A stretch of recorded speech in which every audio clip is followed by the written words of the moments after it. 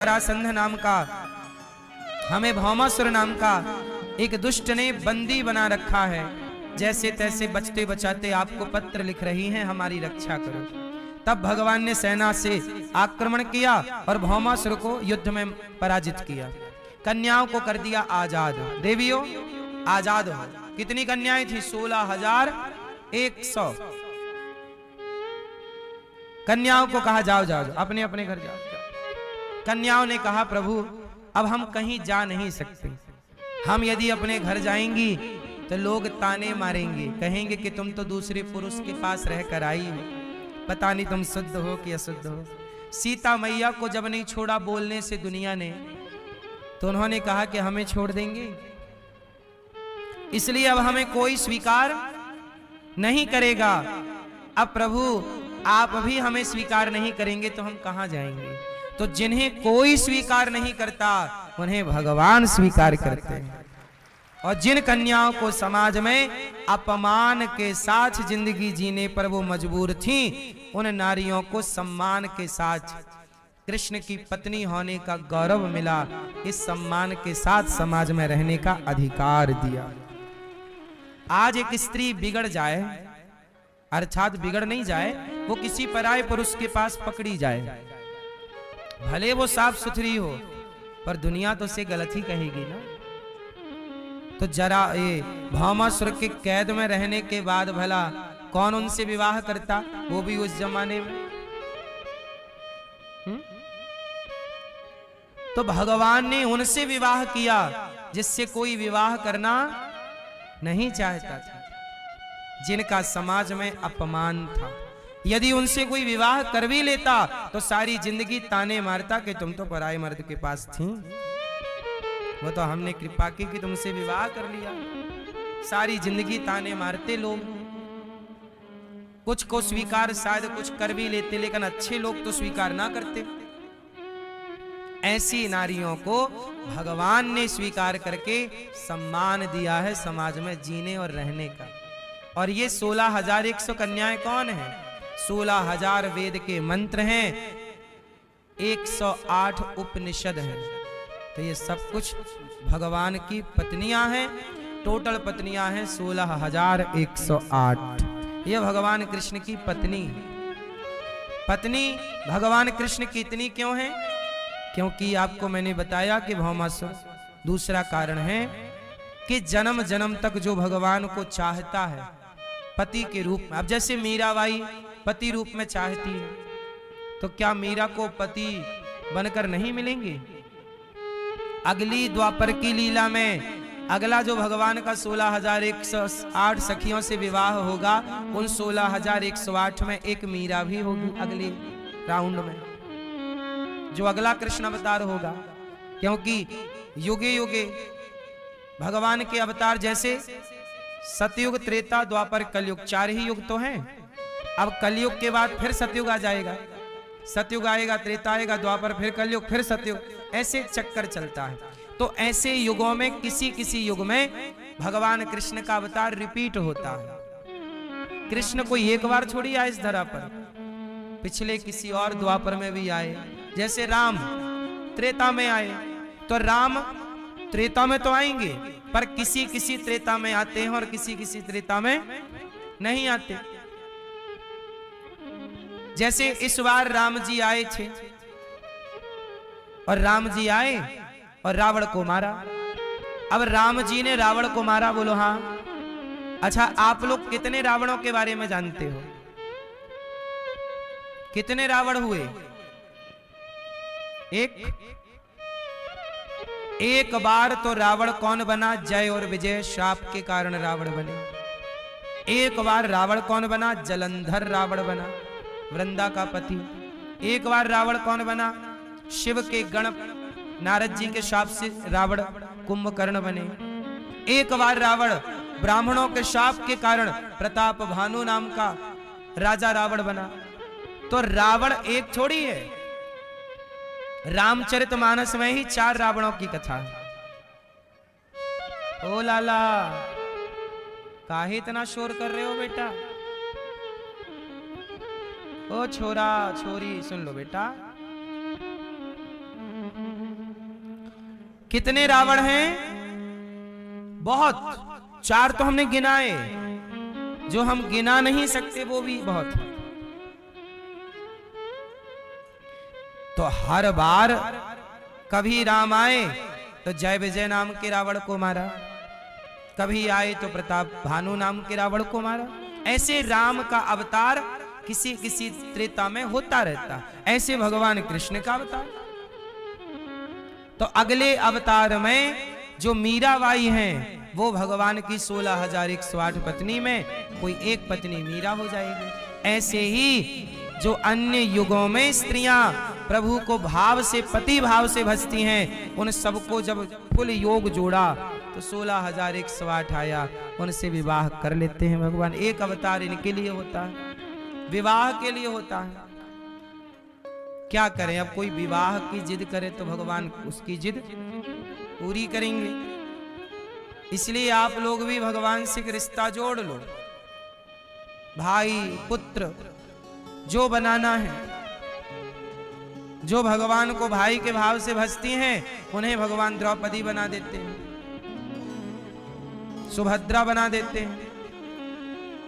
जो पुत्र के भाव से भजती हैं उन्हें यशोदा। अगली बार की लीला में भगवान आपको यशोदा बना सकते हैं। आपको सुभद्रा लीला में ले लें, आओ हमारे सरोल में आप आ जाओ। यही तो ईश्वर की स्वीकृति है, यही स्वीकार करना। इस तरह से भगवान के 16,108 विवाह और हर रानी से एक एक बेटी। अब जो भगवान में पिता का भाव देखती हैं लड़कियां के प्रभु आप हमारे पिता, उनको भगवान अपनी बेटी बना लेते हैं। इसलिए एक एक बेटी, 16,108 बेटियां हैं भगवान कृष्ण की, और बेटे भी हैं एक रानी से 10-10। 16,108 गुणित 10 कर लो, बेटों की संख्या आ जाएगी। ये सब भगवान के संबंधी है। इस तरह से भगवान का परिवार है, और भगवान इतना बड़ा परिवार लेके चल रहे हैं। 16,108 पत्नियां हैं, लेकिन भगवान फिर भी मुस्कुरा रहे हैं। और आप लोग एक ब्याह करके मुंह लटका लेते हैं। थोड़ा मुस्कुराया करिए। क्यों, आप मुस्कुराते कि नहीं? भगवान कितने विवाह हुए फिर भी वो मुस्कुरा रहे हैं। और यहां आज का आदमी एक विवाह के बाद परेशान है। सही है?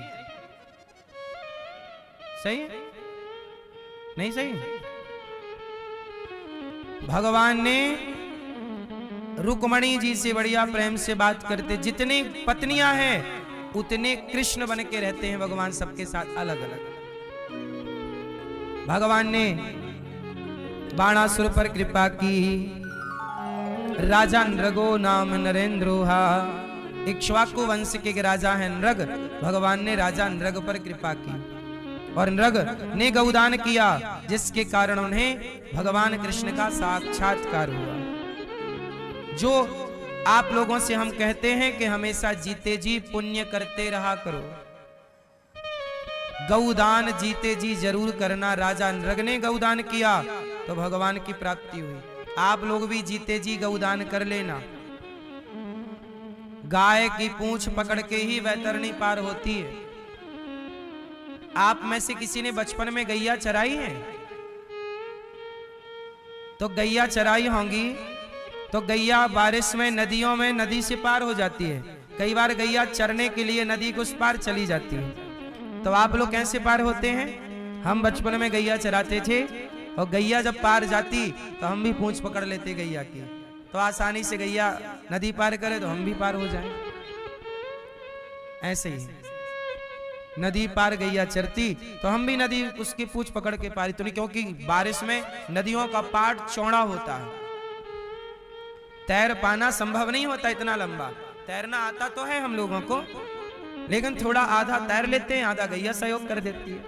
तो जैसे गैया की पूंछ पकड़ के ये वाली नदी पार होती है, ऐसे जो गौ सेवा करते हैं, गौदान करते हैं, उनकी बैतरणी नाम की नदी पार होती है गौदान से। इसलिए गौरी गोपाल गौशाला में आया करो, गौदान किया करो। मार्गशीर्ष माह चल रहा है, अगहन, सारे पापों का हनन करने वाला ये माह है। आप तुला दान कर सकते हैं इस माह में। जितना आपका वजन है उतने वजन का चारा, दलिया गाय को दान करने से जीवन की सारी जितनी भी समस्याएं हैं सब खत्म हो जाती हैं। शरीर में नहीं, लोग कहते अलाह बलाह भगवान जाने क्या क्या। तुला दान करने से ये सारी अलाह बलाह सब गैया उसे खा के पचा देती है। इसलिए बच्चों का आपका तुला दान।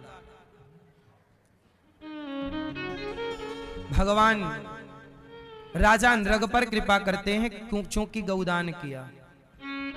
एक बार पौंड्रक नाम के एक राजा को, जो गलत तरीके से भगवान बन के घूमता, पौंड्रक नाम का एक दुष्ट व्यक्ति था, वो भगवान बन के घूमता रहता, वो अपने को भगवान समझता था। अच्छा एक बात बताओ, भगवान कौन है? कौन है भगवान? आप बताओ भगवान कौन? Who is God? कौन है ईश्वर?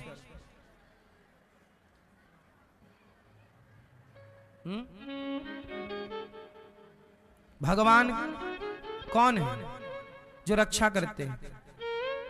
कौन रक्षा करता है आपकी? बताओ भगवान कौन है? चश्मा वाली मैया बोलो मेरी माँ, भगवान कौन है? आप बताओ भगवान कौन है? नहीं पता? बैठे बैठे तुम्हारी भावना ही तुम्हारी भगवान। भावना पड़ोसन का नाम है। कौन है भावना? आप कौन? आपकी भावना है कौन? किस तरफ रहती है? पड़ोस में? नहीं? शादी हो गई? हो गई? पत्नी को मत बता देना कि भावना है, मारेगी।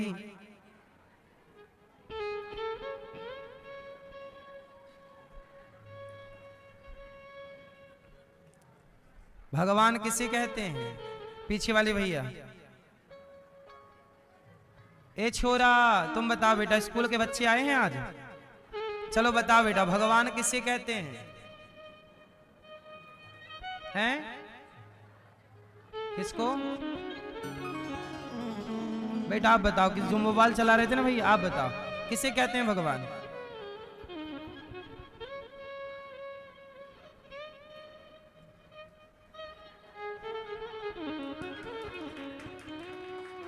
हैं? जो आपको शिक्षा दे वो आपके लिए भगवान। तो भगवान की परिभाषा आपने अपने हिसाब से बना ली। यही है सनातन। सब अपने अपने हिसाब से भगवान डिजाइन कर रहे हैं।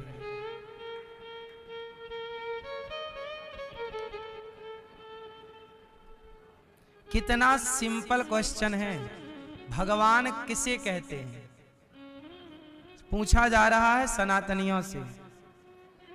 अरे भगवान किसे कहते हैं? राम को, कृष्ण को भगवान कहते हैं।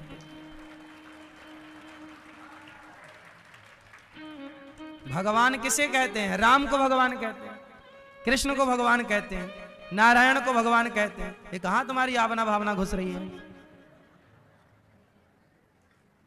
राम को भगवान। भगवान कौन है? भगवान कौन है? भगवान कौन है? कृष्ण, राम, नारायण। भगवान कौन है? भगवान शिव। 5 नाम याद कर लो।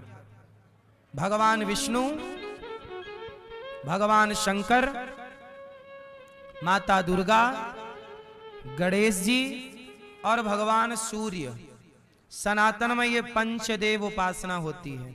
यदि आप इन 5 की सेवा करते हैं या 5 में किसी एक की उपासना करते हैं तो आप सही हैं। भगवान विष्णु मतलब भगवान विष्णु के 24 अवतार में कोई एक, राम कृष्ण नरसिंह वामन कोई भी। भगवान शंकर, शंकर बोले तो शंकर बोले तो 12 ज्योतिर्लिंग, शंकर जी बोले तो हनुमान जी, बात एक ही है। दुर्गा, दुर्गा मतलब 52 शक्तिपीठ। कोई भी देवी की आप उपासना कर रहे हैं, यदि वो देवी दुर्गा माँ है, काली माँ है, कामाख्या माँ है, भद्रकाली है, वो देवी है। चौथा गणपति बप्पा गणेश जी, और पांचवे भगवान सूर्याय नमः आदित्याय नमः। सनातन में इन 5 की पूजा होती है और ये पांचों भगवान की कोटि में है। ये पांचों किसकी कोटि में है? और ये पांचों एक ही हैं, क्योंकि व्यवहार में 5, जैसे उंगलियां 5 हैं पर पांचों उंगलियां एक ही हाथ से जुड़ी हैं। मूल में हाथ एक है, ऊपर व्यवस्था के लिए 5 हैं। उसी तरह मूल में एक भगवान श्रीमन नारायण है। एक नारायण जब व्यवस्था करते हैं तो अपने को 5 भागों में डिवाइड कर लेते हैं। इसलिए शिव पुराण पढ़ो तो शिव जी के द्वारा सृष्टि दिखाई पड़ती है। देवी भागवत पढ़ो तो देवी जी के अनुसार, गणेश पुराण पढ़ो तो गणेश जी के अनुसार, विष्णु पुराण पढ़ो तो भगवान विष्णु से। तो आप लोग कंफ्यूज हो जाते हैं कि ऐसा उसमें लिखा, ऐसा। कंफ्यूज होने की जरूरत नहीं है। कल्प कल्प का भेद होता है। कल्प, अब आप देखो सत्संग नहीं करोगे तो आप ये नहीं जान पाओगे कल्प किसे कहते हैं, और जब तक कल्प नहीं जानोगे तब तक सनातन का मूल ज्ञान नहीं जान सकते। आप लोग कल्प जानते हो? जानना चाहो तो हम बता दें। कल्प कल्प का भेद है। कैसे? कल्प किसे कहते हैं? ब्रह्मा जी के एक दिन को कल्प कहते हैं। ब्रह्मा जी का एक दिन कितना बड़ा होता है? एक दिन में 1000 बार चतुर्युग बीत जाते हैं। चतुर्युग मतलब सतयुग, त्रेता, द्वापर, कलयुग। सतयुग, त्रेता, द्वापर। जैसे 7 दिन बीत जाएं तो सप्ताह कहते हैं, 30 दिन बीत जाएं तो माह कहते हैं, 365 दिन बीत जाएं तो वर्ष कहते हैं। उसी तरह जब 1000 बार चारों युग बीत जाएं उसे एक कल्प कहते हैं। एक कल्प में 14 इंद्र होते हैं। मतलब देवताओं के राजा कौन है? इंद्र। स्वर्ग में 14, ब्रह्मा जी का एक दिन इतना बड़ा है कि एक दिन में 14 इंद्र बदल जाते हैं। 14 मनवंतर। जैसे ये वर्तमान में वैवस्वत मनवंतर चल रहा है, श्वेत वाराह कल्प चल रहा है। समझ में बात आई? अब पुराणों में अलग अलग कल्प की कथा है। किसी कल्प में भगवान विष्णु ने सृष्टि की, किसी कल्प में शिव जी ने सृष्टि की, तो कहीं गणेश जी ने, तो कहीं दुर्गा जी ने। जैसे घर का काम कभी जेठानी ने वही काम किया तो कभी आज देवरानी ने कर लिया, कभी उन्होंने वही काम किया तो कभी इन्होंने। काम वही है, सृष्टि उत्पन्न करना, पालन करना, संहार। ऐसे कभी इन्होंने कर ली तो इनके बारे में शिव पुराण में लिख गया, देवी जी ने कर ली तो देवी पुराण में लिख गया। इसलिए हमारे पुराणों को समझना हो तो कल्प कल्प के पुराण हैं। कोई एक ही कल्प के सारे पुराण नहीं है। कोई पुराण उस कल्प की बात कहता है, कोई पुराण इस कल्प की बात कहता है, कोई पुराण उस, मतलब हमारे यहाँ हजारों करोड़ों वर्ष पुरानी परंपरा जीवित है। अब इसी विज्ञान को तो, इसी साइंस को तो सनातनियों को समझना था, पर वो समझ नहीं पाए। इस अज्ञानता का परिणाम क्या है? अब जैसे स्कूलों में बच्चों को पढ़ाते हैं कि डार्विन ने कह दिया कि आप बंदर की संतान हो, तो मान लिए कि बंदर की संतान, तुम्हारे पूर्वज बंदर थे, ऐसा पढ़ाया गया। भाई बंदर की संतान हम लोग नहीं हैं, क्योंकि अब स्कूल में यही पढ़ाया जाता है। ये प्रश्न आएगा तो लिखना पड़ेगा डार्विन, वरना नंबर कट हो जाएगा। लेकिन सच्चाई ये नहीं है।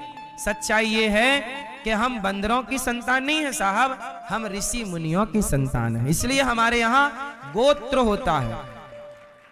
अच्छा बच्चों ये बताओ, आप लोगों ने मोहनजोदड़ो हड़प्पा संस्कृति पढ़ी है? हैं?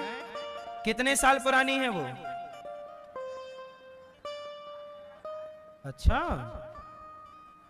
कौन सी पुस्तक को 5000 लिख गया है?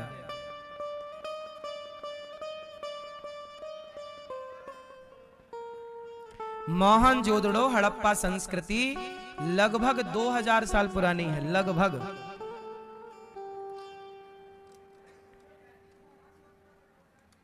जरा सोचिएगा,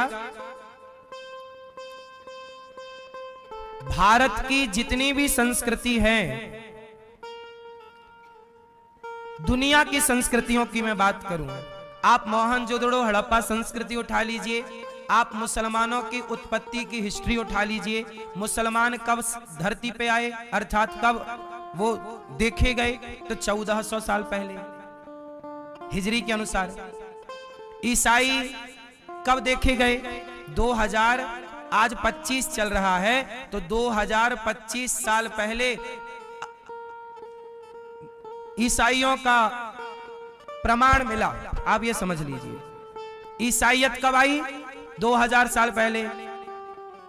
और इस्लाम कब आया? 1400 साल पहले। पर सनातन कब आया? मोहनजोदड़ो हड़प्पा संस्कृति कब आई? चलो चलो, बच्चों ने बोला 5000 साल, तो मान लेते हैं थोड़ी देर के लिए। 5000 साल पहले यदि मोहनजोदड़ो हड़प्पा संस्कृति आ गई, तो जरा सोचो कि हमारे यहां तो राम सेतु 8 लाख साल पुराना है। सनातन के अवशेष तो मोहनजोदड़ो के पहले भी थे। राम सेतु कितना पुराना है? लाखों साल पुराना। और तुम बात और सुनो, अभी पानी के भीतर द्वारिका मिली है, मोदी जी पूजा करने भी गए थे।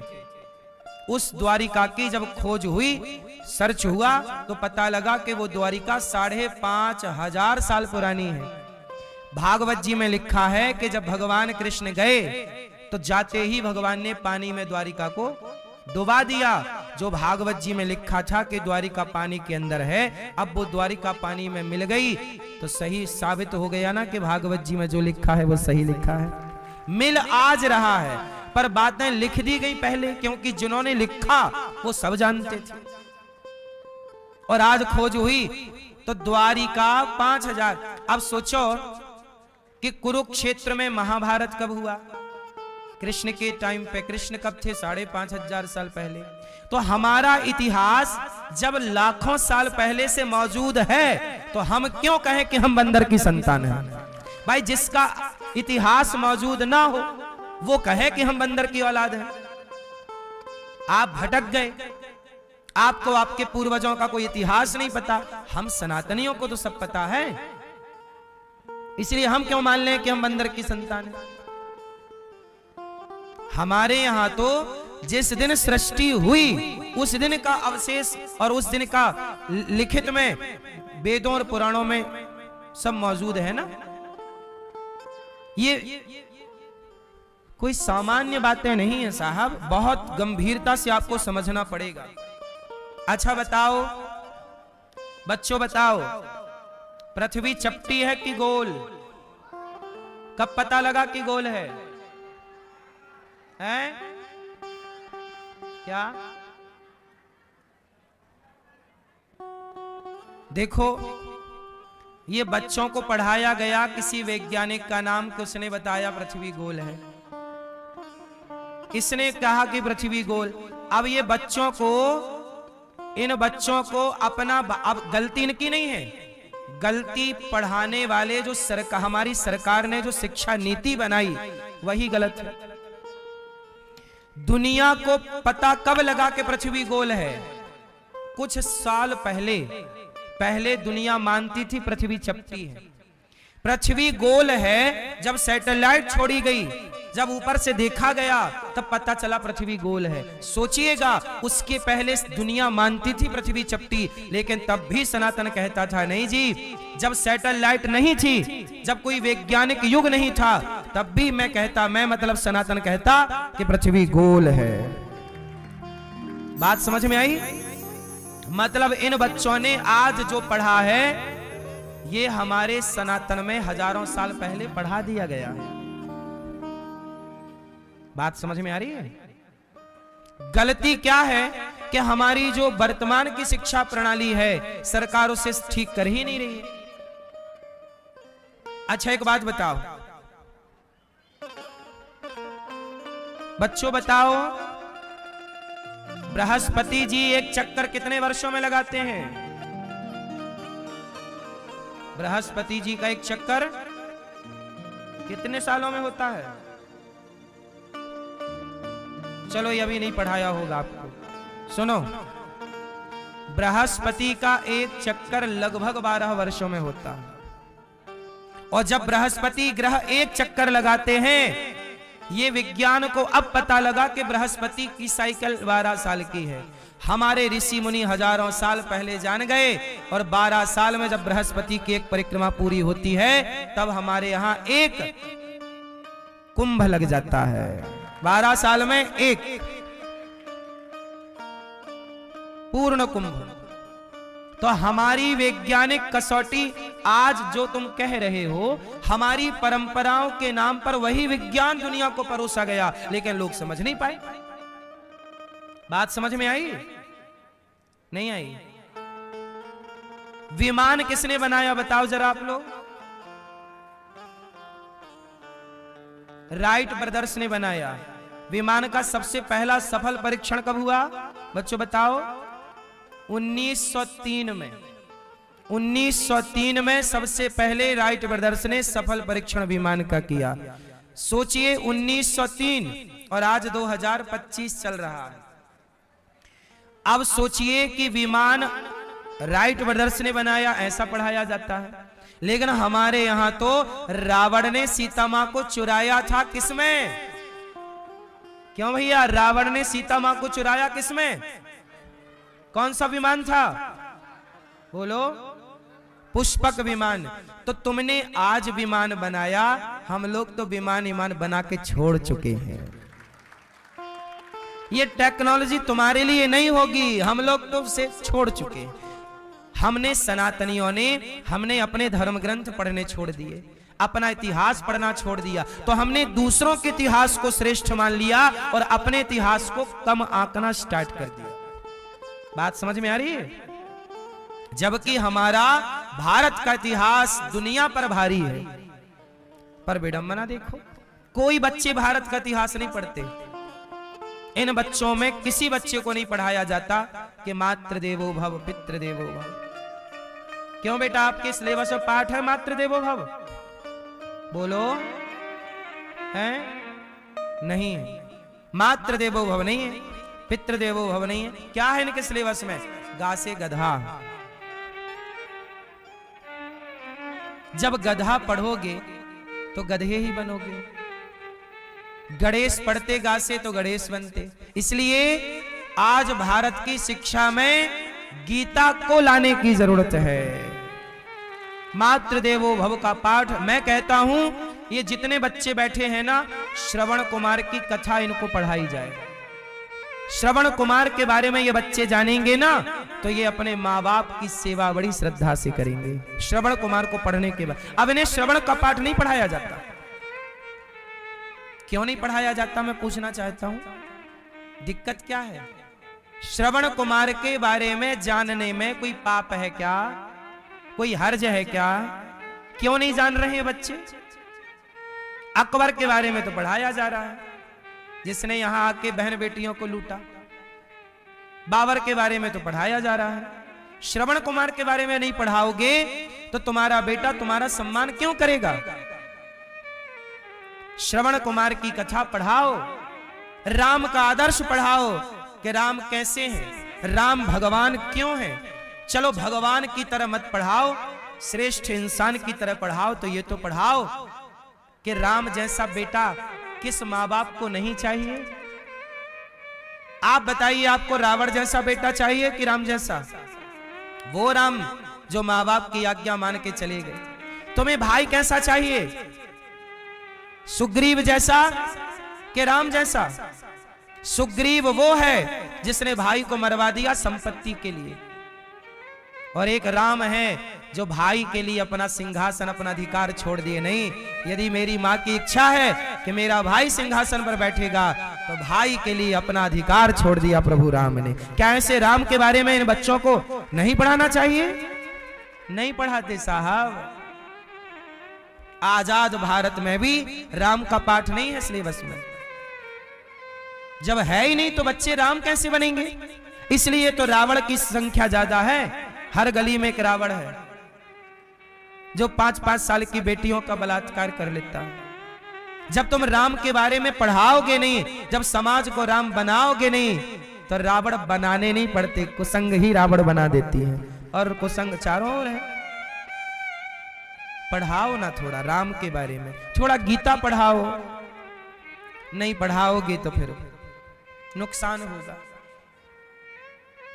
अच्छा, ये बच्चे गणित पढ़ते, आप लोग गणित पढ़ते हो कि नहीं? कौन सी गणित पढ़ते हो? कितने तरह की गणित होती है? चलो बताओ, भारत की गणित का नाम क्या है? आप लोग जो गणित पढ़ते हो ना बेटा, वो अंग्रेजों वाली गणित है। मैं काले के द्वारा शिक्षा नीति लागू की गई थी, वो आज तक चल रही है। भारत की गणित ये बच्चे जानते भी नहीं, नाम नहीं जानते, पढ़ना तो छोड़ दो। और ये गलती इन बच्चों की बिल्कुल नहीं है, सरकार की नीतियों की गलती है। भारत की गणित का नाम क्या है बेटा? वैदिक गणित। किसने बोला है? हाँ, भारत की गणित का नाम है वैदिक गणित। जिस गणित को पढ़ करके आर्यभट्ट ने 0 दिया था, दशमलव दिया था, जिस गणित के बल पर दुनिया ने 10 जाना, 11 जाना, वो गणित वैदिक गणित भारत की गणित थी। लेकिन आज वो गणित अपनी लुप्त हो रही है और हम दुनिया की गणित पढ़ रहे हैं। अपनी गणित क्यों ना पढ़ें? अपनी गणित पढ़िए। हमारे देश में एक रामानुजाचार्य, एक तो स्वामी श्री रामानुजाचार्य स्वामी हुए हैं, एक और गणितज्ञ रामानुज स्वामी हुए हैं। एक ही नाम के 2 व्यक्ति। तो स्वामी रामानुज स्वामी जी ने तो श्री संप्रदाय में लक्ष्मण जी का अवतार लेके आए और उन्होंने भक्ति का प्रचार किया। लेकिन आप कभी सर्च करना, रामानुज वो इस भारत में सबसे बड़े गणित, आर्यभट्ट जितने बड़े गणितज्ञ हैं, रामानुज स्वामी भी उतने बड़े गणितज्ञ हैं। लेकिन इन महापुरुषों के द्वारा वैदिक गणित में क्या क्या हुआ? वैदिक गणित ऐसी है कि जैसे आपकी ये वाली गणित है ना, इसको सॉल्व करना हो प्रश्न को तो पूरा पेज खर्च करना पड़ता है, ये सूत्र लगाओ, यहां करो, ऐसे करो। लेकिन जो वैदिक गणित है ना, वो तनिक में हल हो जाती है। इसलिए आपको जानकारी के लिए बता दूं, अब जो सुपर कंप्यूटर आने वाला है वो इंग्लिश में नहीं होगा, वो हिंदी में नहीं होगा, वो संस्कृत भाषा में होगा। क्यों? संस्कृत भाषा के सबके शब्द अलग अलग हैं, सबकी बात अलग अलग है। अब जैसे इंग्लिश में समस्या क्या है कि सन मतलब सूर्य भी है और सन मतलब बेटा भी है। अब कन्फर्म कैसे करें कि यहां सन लिखा है तो सूर्य के लिए लिखा है कि पुत्र के लिए? लेकिन संस्कृत में ऐसा नहीं है। संस्कृत में पुत्र के लिए प्रॉपर पुत्र है और सूर्य के लिए प्रॉपर, और सूर्य के लिए भी कई नाम है, भास्कर, पर्याय बहुत है। हिंदी संस्कृत में पर्यायवाची बहुत है, जबकि इंग्लिश में इतने पर्याय वहां कमी है। वहां 1-2 चीजों के लिए 1 नाम है और यहां 1 चीज के लिए 10 नाम है। बोलो हाँ, बोलो हाँ कि ना? भारत की गणित का नाम क्या है? वैदिक गणित। शून्य किसने दिया? कौन सी गणित पढ़ के दिया? वही वैदिक गणित। वो वैदिक गणित जहां तुलसीदास जी ने सैकड़ों साल पहले कह दिया कि पृथ्वी से सूर्य की दूरी कितनी है, युग सहस्त्र योजन पर भानु। अब हिसाब लगा लो, कह दिया सूत्र उन्होंने। चारों युग पर ताप तुम्हारा, जोग लगन ग्रह बार तिथि सकल भय अनुकूल। राम जी के प्राकट्य का टाइम प्रॉपर, हमारे यहां सब प्रॉपर था, है। आज भी देखो सूर्य ग्रहण, चंद्र ग्रहण सैटेलाइट से निकलती है आजकल, हमारे यहाँ 10 रुपए का पंचांग उठा लो 100 साल पुराना, जब कोई धरती पर सैटेलाइट नहीं थी तब भी हमारे वैदिक गणित के ज्ञानी वैदिक गणित के अनुसार निकालते थे इस तारीख को इतने बजकर इतने मिनट पर सूर्य ग्रहण होगा, और बिल्कुल सटीक जो पंचांग में लिखा उसी समय होता था। जबकि उस टाइम तो कोई दुनिया का सैटेलाइट कैमरा मेरा कुछ भी नहीं था ना भाई साहब।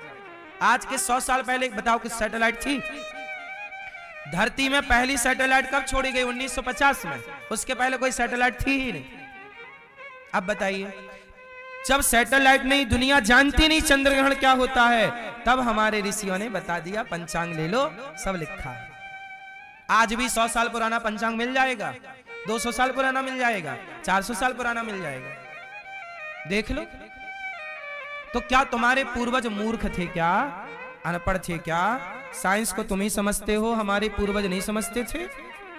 नहीं समझते थे तो चंद्र ग्रहण कैसे बताए? तुम बता दो भला चंद्र ग्रहण कि अगला कब पड़ेगा, बिना पंचांग देखे बता दो, बिना गूगल देखे बता दो। तुम निकालो, कैलकुलेशन निकालो, तुमसे नहीं आएगा साहब। इसके लिए कितना पढ़ा होगा।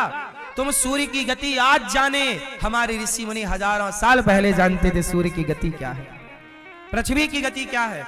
उस गति के अनुसार चंद्र ग्रहण सूर्य ग्रहण निकलता था। आज भी आज भी हमारे जो पंचांग बनाने वाले ऋषि हैं वो आज भी सैटेलाइट के बल पर नहीं निकालते, वो आज भी अपनी वही गणित के अनुसार निकाल के, और पंचांग आपको मिल जाएगा 20 रुपया का बाजार में, लिखा होगा कि अगला सूर्य ग्रहण कब पड़ेगा, चंद्र ग्रहण कब पड़ेगा। बोलो हाँ।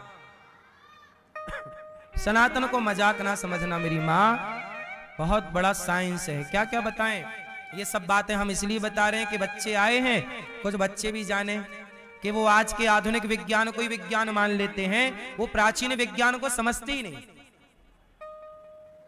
प्राचीन भारत को वो ना जानते और ना जानना चाहते, ये बड़ी समस्या है।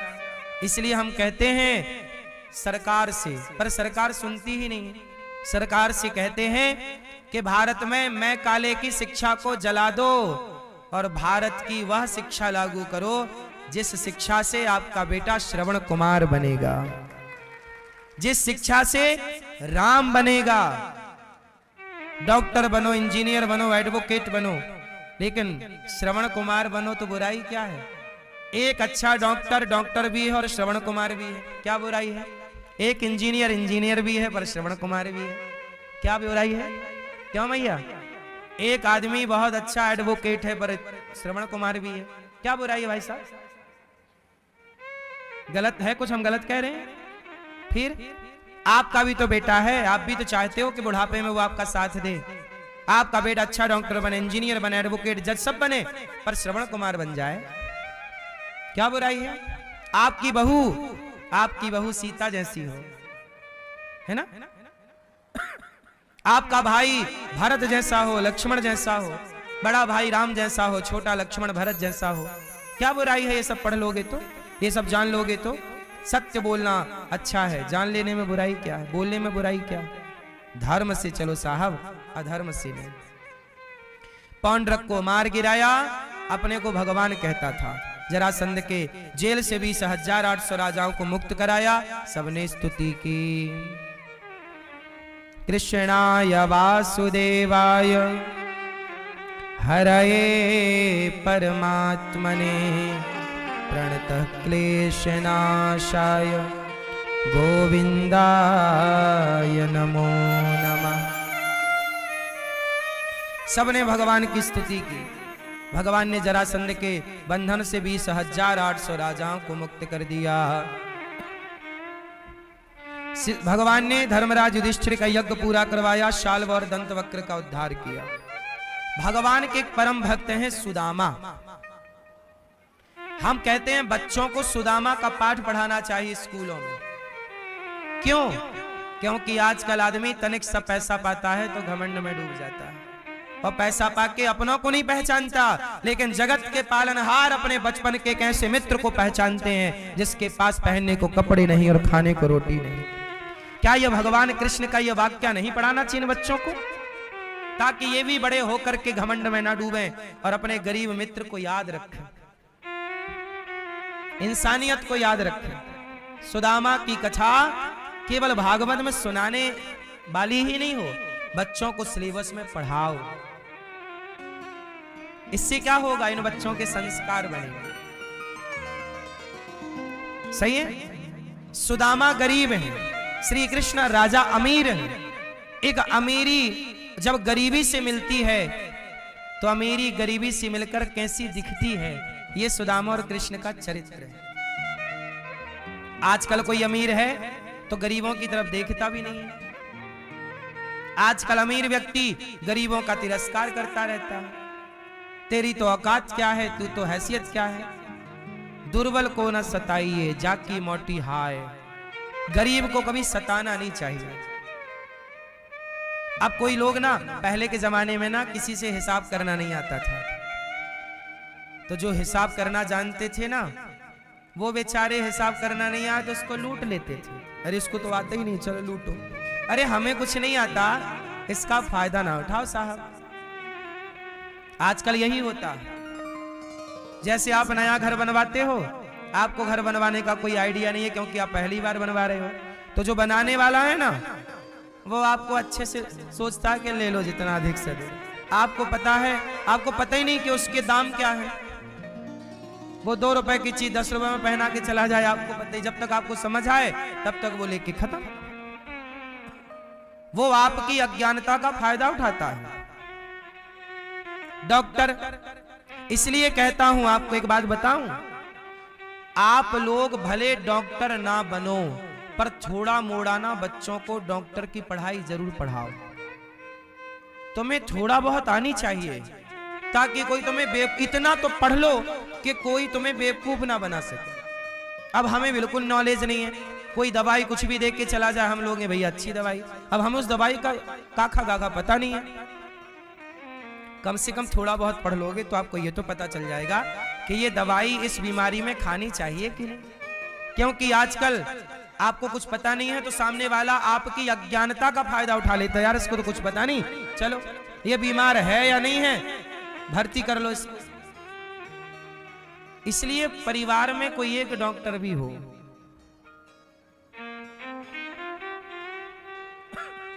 परिवार में कोई एक कानून की पढ़ाई पढ़ने वाला एडवोकेट भी हो,